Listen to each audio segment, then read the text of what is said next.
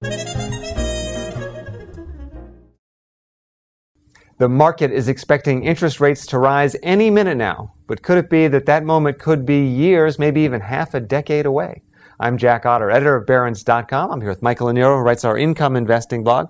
So, Michael, on Friday, the jobs report came out, 288,000 jobs added, a stronger number than expected. And, you know, we expect when we hear a number like that maybe that means QE will end, the quantitative easing will end sooner. Maybe the Fed is closer to raising interest rates.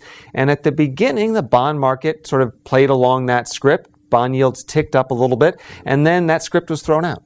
It's amazing how quickly this happened during the course of a single day. Bond yields started going up, seemed to indicate optimism about the growth of the economy in the spring. The jobs report, the number beat expectations. Unemployment rate fell to 6.3%.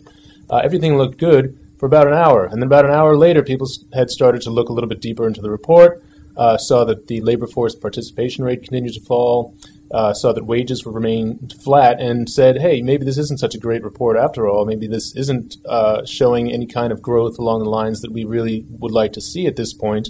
And bond yields fell over the course of just Friday afternoon. The 30-year yield in particular hit a low that hadn't been seen in 11 months, and the 10-year yield was right near its 2014 low. This is pretty much the opposite of what people were expecting, especially given what looked at first like a reasonably strong number. So the conventional wisdom is, okay, fine, but this only pushed the inevitable off a little bit. You know, any day now, interest rates are going to start to rise, and we'll see an inexorable climb. But Randy Forsyth in the Up and Down Wall Street column this week, he quoted someone who said, in fact, we don't expect rates to rise for years. What's up with that? That's a contrarian viewpoint, but it's a quietly persistent viewpoint. You're hearing it, especially after we're now into May.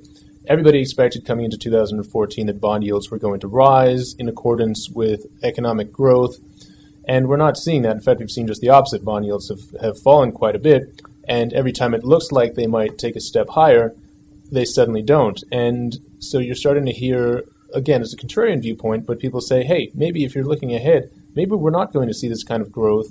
And the report that Randy picked out in particular, was that there's going to be there's this greater capacity now in the economy than we're going to have use for, and companies both here and in emerging markets are going to get weighed down by debt service costs, and that's going to handicap the Fed in terms of its ability to raise rates, not just for another year or year and a half like markets expect now, but through the end of the decade. Again, a contrarian viewpoint, but there's a certain logic to it. And there's also one important nugget of truth there that I think largely because of political discussions is ignored, or at least not enough weight given to the fact that we still suffer from a lack of demand. And to me, the argument ought to be over how to produce that demand. If you think the government's the wrong person to do it, fine, but don't pretend like we have enough demand, because we clearly don't.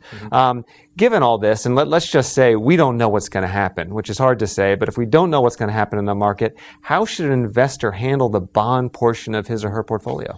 Well, if you're inclined to take somewhat of a bearish perspective, it doesn't have to be that rates are going to stay low through the end of the decade, but that they might stay a little bit lower longer than you expect, then kind of straight down the middle bond funds are looking pretty good. I mean, treasury-centric type of core bond funds, unconstrained funds tend to expect a little bit more of a rise in interest rates. The trouble that you might find in bond funds if rates were to stay low for longer, you could run into trouble for, say, junk bond funds or things like that. They have higher rates, but they're dependent on an economic pickup. And if that doesn't happen, then these companies with junk ratings are going to have a harder time producing the business to keep that momentum going. So we're, without saying it, but we are quietly suggesting maybe people ought to own treasury bonds. I can't believe we're saying that. It's about as unattractive looking as possible when you look at their yields, and yet when you look at the economy, there's definitely reason there. Thanks very much, Mike.